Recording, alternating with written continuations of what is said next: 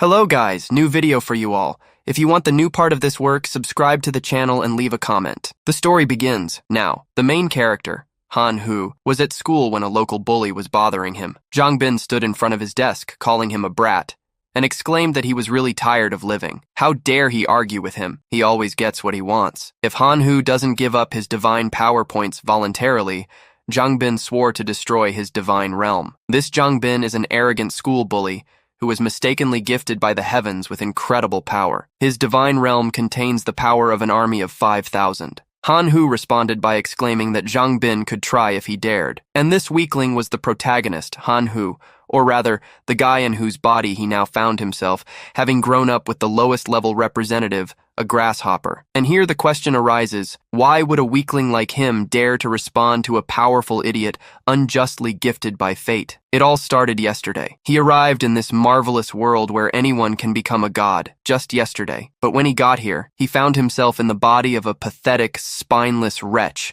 who, on his 18th birthday, awakened the realm of the gods with the representative of grasshoppers. When he visited his grandfather in the hospital, the grandfather said that his parents were lost in the chaotic sea of stars of the Imperial Academy, but should still be alive. He was almost certain of that. If they had the chance, they should try to find them. A girl named Qin Shuang also started bothering him, saying that if he was willing to become her slave and feed her thunder gods with his grasshoppers every day, she would guarantee that he would graduate from school and get a high school diploma. She told him to carefully consider her offer. It is a world where every person has the chance to become a god according to their level of divine power. People here are divided into demigods, true gods, elders, and superior gods. Every person, upon reaching the age of 18, can awaken the realm of the gods and find their irreplaceable representative. There is also a ranking system among the representatives. The more talented a person is, the greater the potential of their representative, which will allow them to develop to the highest level. Will the main character,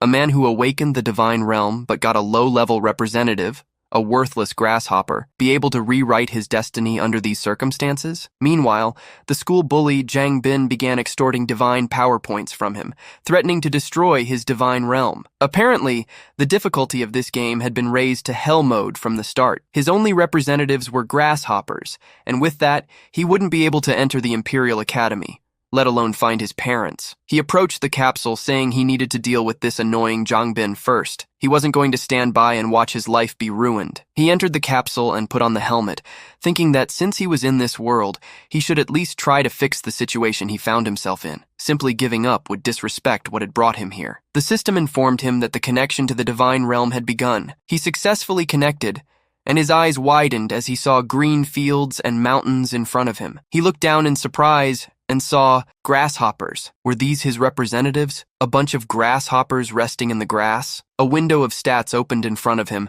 displaying information about him and his divine realm. He had a unique talent called Hidden Son of Heaven, and also had the divine ability to accelerate growth and sacrifice life. Currently, he had 1 divinity point and 0 divine power points. The power of faith was at 200, and his god sphere level was at the first stage. In his sphere, there were 800,000 adult grasshoppers, 160,000 juveniles, and 20 million eggs. The protagonist thought and said that if he believed the memories of this body, then before, he had neither the talent of heaven's chosen son, nor the ability to sacrifice life. So, these appeared after his transfer. He opened the description of the talents. The description of heaven's chosen son said that he was a person chosen by the heavens themselves and was extremely lucky. For each level reached, he would receive an ability. Sacrifice of life was an ability that allowed him to sacrifice the life of a creature once per day and receive a value point equal to the life value of that creature. The product itself is generated randomly after the life sacrifice.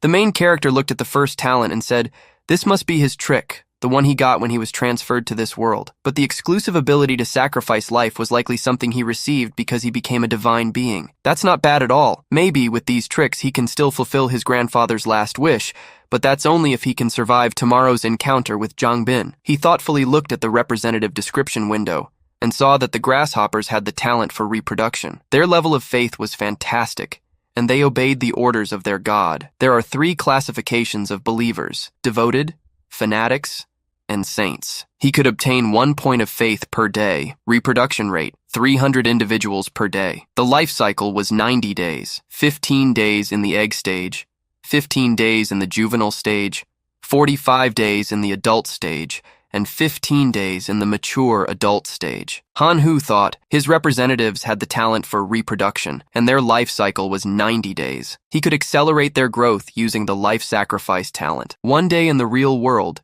is equal to 100 days in the realm of gods, meaning that in 1 day in the real world, several generations of grasshoppers would have time to change. He realized this and said that he would have to take a big risk. If he won, he would become a master instantly. If he lost, he would lose everything and become completely inoperative. The next morning, he went to school, and Qin Shuang entered the classroom. She immediately approached the protagonist's seat and asked if he had thought about her offer. Was he ready to become her slave? If he accepted the offer, she promised that no one would lay a finger on him until the end of the school year. He replied that he refused. Surprised by his answer, she exclaimed, "Did you understand what you just said? Without my protection, you'll be eaten alive." He responded that maybe she was right, that he would indeed be eaten alive before he could get out of here. But he still preferred to refuse.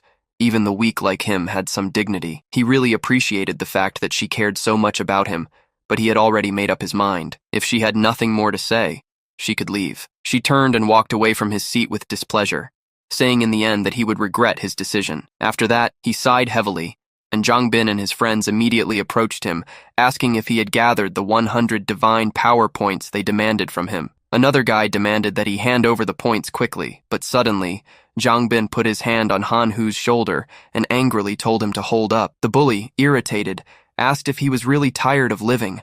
How dare he argue with him? If he didn't voluntarily give up his divine power points, then he promised to destroy his divine sphere. Han Hu frowned and told him to try if he dared. Hearing that, Zhang Bin was confused and wondered in surprise what was wrong with him today. Normally, Han Hu was afraid to even lift his head, but now this? He glanced at Qin Shuang, thinking that she definitely wasn't doing anything here. His friends started preparing for a fight, and one of them said he had never seen what it was like when a divine sphere was destroyed. Another guy said happily that his grasshoppers had greatly reduced his average strength. They said that Zhang Bin's orc army was among the top 60 representatives in the school, and they were curious to see it. Zhang Bin smiled and pulled out a card from his inner pocket, telling Han Hu not to say later that he didn't give him a chance. He had chosen death himself. Too bad for wasting 10 power points on trash like him. He used an invasion card that cost 10 divine power points. It generates a portal between realms through which you can invade the enemy's realm. The protagonist got nervous and then gasped loudly, feeling himself sucked into the portal. A second later, he found himself in a rocky area and saw a massive gate in front of him. He asked, "What is this?" The gate opened, and behind it appeared many silhouettes with glowing red eyes. They were Zhang Bin's orcs. Meanwhile, he himself was floating in the sky in the form of a deity and ordered his subjects to crush the pale Gavano army of his enemy and destroy the world of his divine realm. The orcs clenched their fists and rose, shouting loudly. Meanwhile, everyone outside was watching the live broadcast. One of them said it looked like the orc army had increased by at least another 1,000. He thinks that now he's at least among the top 50 in the school. Another guy asked in surprise, "What top 50 is he talking about? Doesn't he see that each of his orcs is armed with an iron weapon? They are already among the top 30. Another guy told them to look, as there was some kind of common creature in front of his army. Dior, one of the disciples, was surprised and said that he already had a common creature now, huh? No chance in hell. Qin Shuang, who was in the crowd, sighed in displeasure. And meanwhile, the protagonist summoned self-detonating locusts and ordered them to attack his enemies. Meanwhile, the disciples saw that the locusts had acquired a different color. One of them asked, "What kind of red insect is that? Are locusts supposed to be like that?" One of them said in surprise that it was a self-detonating locust, but he only had common insects in the divine realm. When did he manage to do that? And in such a large number? The guy next to him asked, "So what if they're elite? They're still locusts, and they still don't stand a chance against the Z, so they shouldn't rely too much on that trash." Meanwhile, the orcs charged to attack, and the locusts ran toward them. After the collision, the insects exploded, and a huge column of flames rose to the sky. The protagonist looked at this with a smile. The day before, he used his ability, leaving 1 million adults to reproduce and the rest to be sacrificed. The locusts were immediately burned in the sacrificial fire, which rose to the sky like a tornado, and the system informed him of several options for what he could obtain. Option 1. He could get 10,000 goblin warriors once. That's a common creature. Option 2. The fountain of life produces life-giving water that better nourishes his creatures and has a beneficial effect on the environment of his divine realm. Option 3. The first level sacred artifact, the Heart of Explosion. After placing the heart in his divine realm, there's a certain chance that individuals with the ability to cause explosions will be born among his representatives. Looking at the first option, he thought it was a very tempting offer. Thanks to that option, he would be able to easily deal with tomorrow's problems. However, that's a one-time summoning, so in the end, he'd still be the same weakling. The Fountain of Life would help his representatives evolve into stronger creatures. However, that would take time, and the battle was tomorrow, so it wouldn't be suitable for him. He chose the third option. It would be more suitable for him. The reward effect was directed at his main representatives, so it wouldn't disappear after some time. Of course, if he were lucky and everything went right, a red crystal would appear in his hand, which he would immediately crush and then throw an insect with all his strength, causing an explosion. Looking at the raging flames, he was happy and thought he had been lucky. The orcs survived the explosion, but if he increased their number, something might go right. He needed to experiment with this. However, the protagonist summoned the locust again and sent the insects to the enemy. Meanwhile, Qin Shuang smiled and said the situation had become a little more interesting. Seeing the locust approaching inevitably, the orc froze in place. At the same time, his deity ordered the surviving orcs to quickly return to his divine realm. Han Hu smiled and asked, did he decide to flee? But it was too much. He stretched out his hand and ordered his representatives to catch him. If necessary, invade Zhang Bin's realm. A huge swarm of locusts flew through the gate, and several powerful explosions could be heard. Zhang Bin called the master of the gods with displeasure and told him to immediately order his insects to leave his realm. Meanwhile, the locusts exploded the Orak, and Zhang Bin said he admitted defeat, so he should remove his insects from his domain and leave his orcs. Why is that? Pai Hul asked. Didn't he threaten to destroy your domain? He thinks it would be fair if he destroyed his realm in retaliation. His opponent got nervous and said he didn't dare. If he did, his parents would destroy him. His father was a demigod, and his mother would become a demigoddess, so there was no way he could deal with him. The protagonist didn't let him speak and ordered the locusts to destroy his sphere. They couldn't contain themselves. The insects flew toward the gate, and Zhang Bin, in tears, asked the protagonist to stop. He had lost. He promised never to bother him again and to fulfill all his conditions. The protagonist replied that he didn't want anything from him. He just wanted him to suffer the fate he intended to give him. Suddenly, a stern male voice sounded behind him, telling him to stop. It was Professor Lu Litian, who ordered Han Hu to stop and said that he had already won, so there was no reason to go so far. Zhang Bin called the professor and begged him to stop this madman, but the protagonist didn't listen and didn't stop the locusts. Meanwhile, they began to invade Zhang Bin's divine realm. At that moment, Zhang Bin himself felt pain and asked the professor for help. After that, Professor Lu called Hu and told him not to pretend he hadn't heard him. He replied that he had heard perfectly well, so he asked him a question. What are you doing here? He replied that he was the professor of his class, responsible for him, so it was natural for him to decide to stop this madness. The protagonist said he had another question for him. Where were you when Zhang Bin and the others bullied him and extorted divine points from him? Why didn't you intervene? Lu Letian thought he was a real fool for not understanding this. Would he expose himself for trash like him? Zhang Bin's parents were demigods. He replied that they would talk about it after he stopped doing that. The protagonist said he had one last question for him. If it were you in Zhang Bin's place, would you have intervened in the fight? The professor was confused and remained silent, and Hu, accepting the answer, said he thought so. His locusts exploded the core inside the divine realm, and the internal portal began to collapse. Zhang Bin screamed loudly. Meanwhile, the protagonist turned to the professor and asked him to leave his domain immediately. The live broadcast had ended, and all the students were shocked by what had happened. Zhang Bin, sitting on the ground,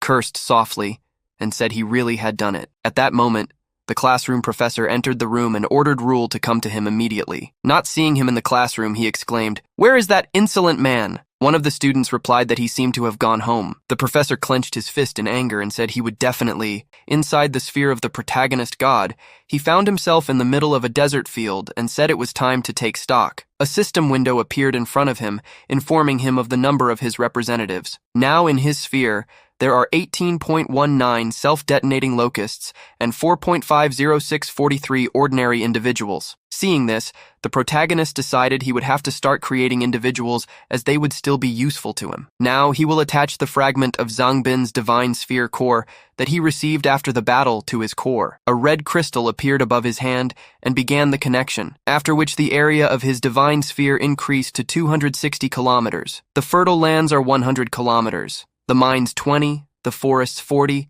the deserts 60, and the mountains 40. He also received the second-level divine city core of the first-level sacred artifact, the hammer. He now has 820 orcs and several pieces of iron equipment. Who said that this wasn't bad? It would be enough for him to last until graduation. He remembered what his enemy had said about his parents and thought he wouldn't be able to handle the situation if two demigods attacked him simultaneously. Judging by Professor Liu's behavior, the school wouldn't protect him, so he would have to rely on his own strength. He decided to trade the iron hammer, thinking that maybe someone could offer something more useful in return. A second later, a system notification appeared in front of him, and he asked, "So quickly?" The system informed him that someone had responded to his trade request.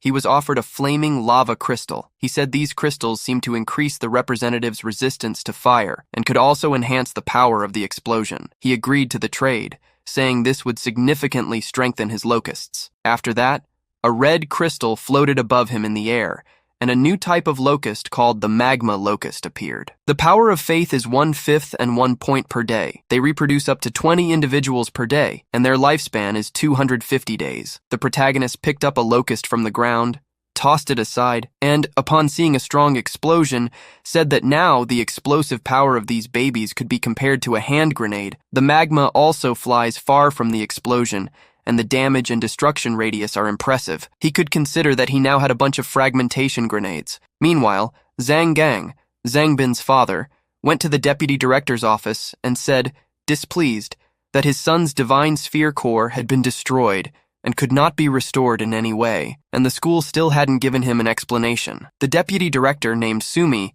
said that, as far as she knew, the one invading another student's divine sphere was his son, who had been bullying some students for a long time. He didn't want to hear it and asked angrily, so she was saying that his son was the only one to blame for this? So neither the school nor the teachers had anything to do with it, right? His wife said she thought the student who destroyed their son's core should be punished. The school should at least expel him. Meanwhile, the protagonist decided to use his growth acceleration ability to create as many magma locusts as possible. But before he could do anything, Deputy Director Sumi called him, and he frowned, thinking that this was to be expected. He answered the call, and she said she needed to talk to him about something. Recently, his classmate Zangbin's parents had visited and demanded that he be expelled. She remembered the conversation they'd had earlier when the student's mother furiously demanded the protagonist's expulsion. The delegate responded that, as she had said before, they had already discovered that Zangbin was the one who provoked the conflict and invaded Hull's divine realm. He had to accept that challenge. It was just self-defense, so they had no reason to expel him. The lady exclaimed that the school would continue to cover up the idiot who destroyed her own classmate's divine realm. Delegate Sumi calmly replied that she seemed to be missing something. Hull had always been an obedient and diligent student, and they had irrefutable evidence of her son's bullying. The lady told her to stop saying such nonsense, just say whether they expelled him or not. Sumi apologized and said they hadn't expelled him. Zhenggang said he could accept that the school wouldn't expel the student, but as a father, he couldn't let things go like this. If they didn't grant him a small request, he wouldn't care about the school's reputation anymore. After telling Han Hu about this conversation, she said that in the end, Zangbin's father proposed sending a detachment of 1,000 of his representatives against him. He didn't care about the outcome of the invasion of his divine realm. He said it would calm him down. He's sorry, but that's all their school can do. He wouldn't make big concessions, but she wanted to warn him that even one representative of a demigod is a terrifying force. The strength of his representatives is comparable to 50,000 relatively strong high school representatives. Could he handle it? The protagonist thanked her for her help and said he would go to school tomorrow to resolve everything. After ending the call, he said that apparently, one explosive locust wouldn't be enough for him. He'd have to speed things up. After that, he used the sacrifice ability again and took 4,000 lives. A powerful explosion occurred in his divine sphere, after which he was offered 3 options. He could get a first-level sacred artifact, a bloodshot demonic eye. After absorbing it through the divine sphere core, there would be a certain chance of the birth of representatives with a bloodshot eye. The bloodshot eye enhances the user's dynamic vision, sees blood, and enters a berserker state. In the second option, he could get a first-level crystal, a fireball. After absorbing the crystal through the god's sphere core, there would be a certain chance of the birth of representatives with the initial fireball ability. If a hero-type representative is born, they could master the highest fireball technique. In the third option, he could obtain the Windsword Emperor, a heroic type of Windsword representative. After examining all the options, he said that for so many lives, this was very good. He chose the third option, and then an old man appeared before him who was the Windsword Emperor. He has the first-level basic ability Whirlwind, the second-level Fury, the third-level Storm Slash, and the fifth-level Iron Sword style. The last ability was created by him, and it's impossible to estimate. The degree of faith is fanatic, and the power of faith is 500,000 points per day. His life expectancy is 800 years, and he's already lived for 150. The emperor addressed her as a respected god and said he needed a sword. He replied that this wasn't a problem, then opened a trade network with the thought that since he had done nothing but speed up the reproduction of his locusts in the last 2 days, they had started giving him 100 million faith power per day. In the end, it started gathering at one point and transforming into divine power points. Considering the points he received for selling surplus land, he reached 54 divine power points. In the trade network, he began examining various weapons and noticed the whirlwind sword. Equipment is divided into 4 categories: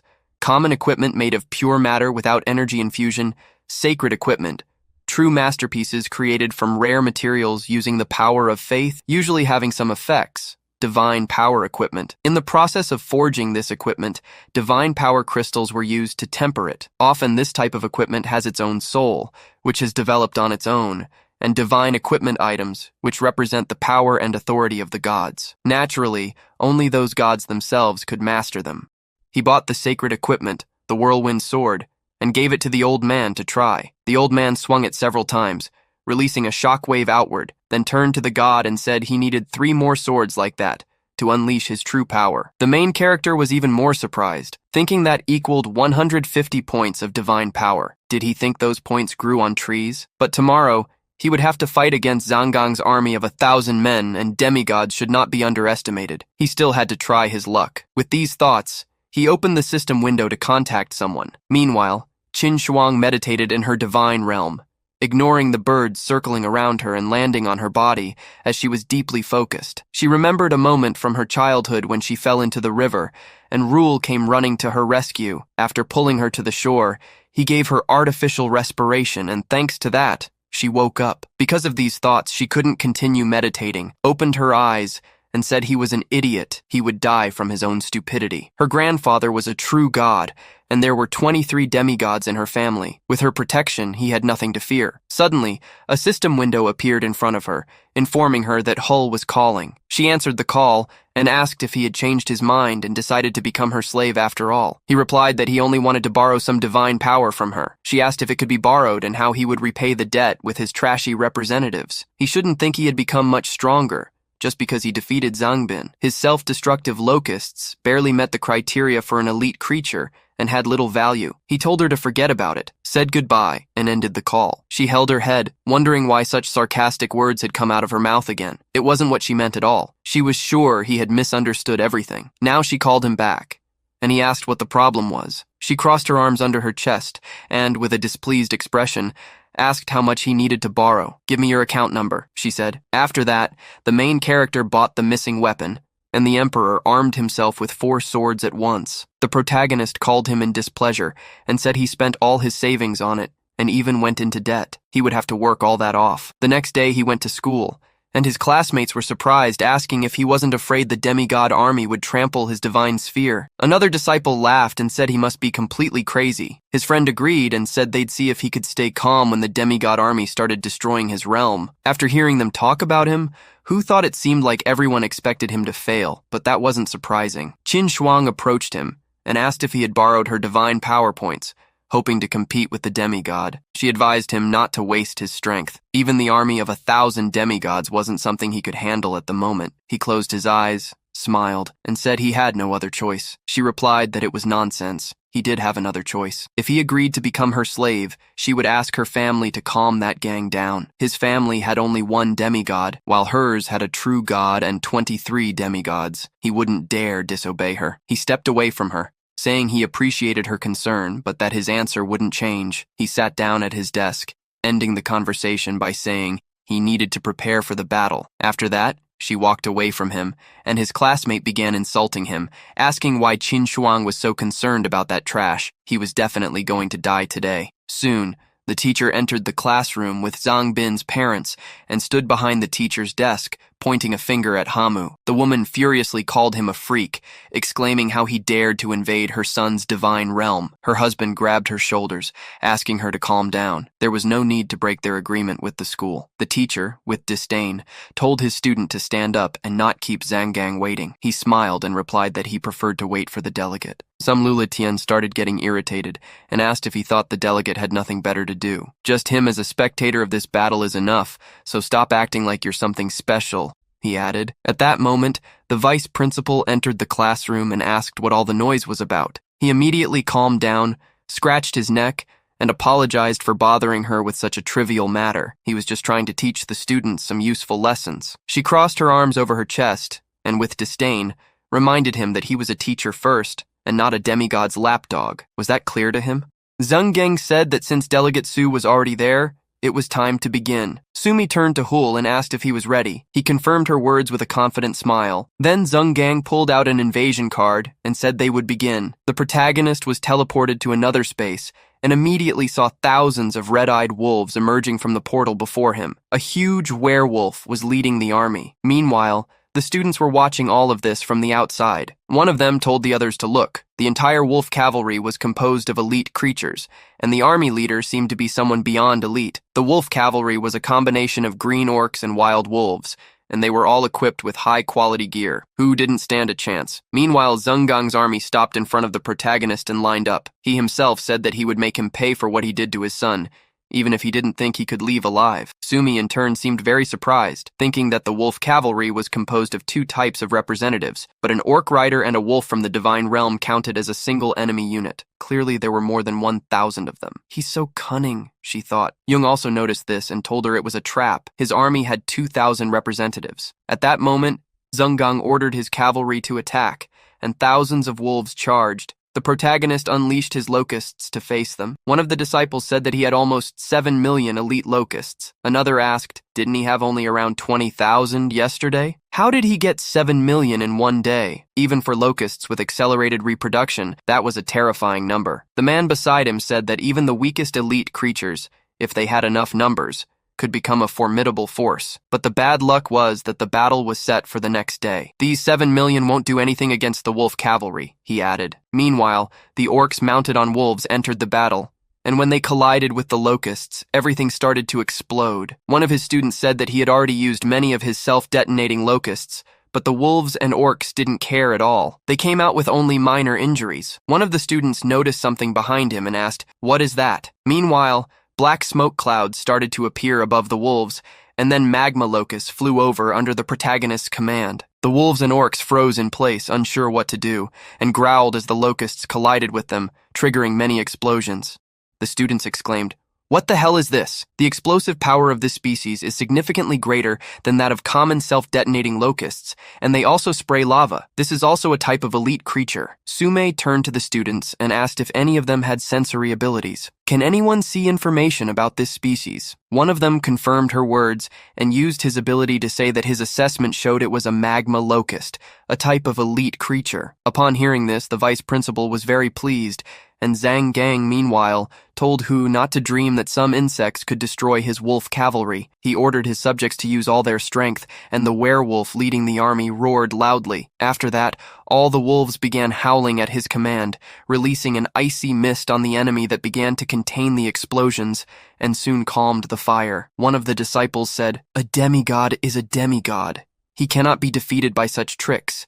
Even elite types of creatures without gods have a wide range of abilities and capabilities." Another disciple said that Hu had less than 500,000 self-detonating locusts left, and the magma ones were completely depleted. Meanwhile, Zhang Gang said he was showing him what despair was when he reached his sphere. He would be expelled from the school, and thus would no longer have any patrons to protect him from his wrath. His army rushed to attack and ordered them to destroy his corporation. Ignoring the protagonist, the wolves ran past him and headed for his sphere. Realizing this was the end, Sume looked down in disappointment, and Qinshuang stepped away. But suddenly, someone told them to look at Ramul's sphere. There was someone standing there. She immediately turned her attention to the live broadcast. Meanwhile, an old man was standing next to the huge crystal, facing the wolf cavalry. He remained confident in place and did not move, ready to fight. One of the students said he was holding whirlwind swords in his hands, one of which was worth 50 divine power points. Someone else, surprised, said that equals 200 points. Where did he get that much? He thought Hu was an orphan. And what kind of creature is that? Sume replied with a smile. This is a representative of the wind sword race. These creatures below the elite type are not born.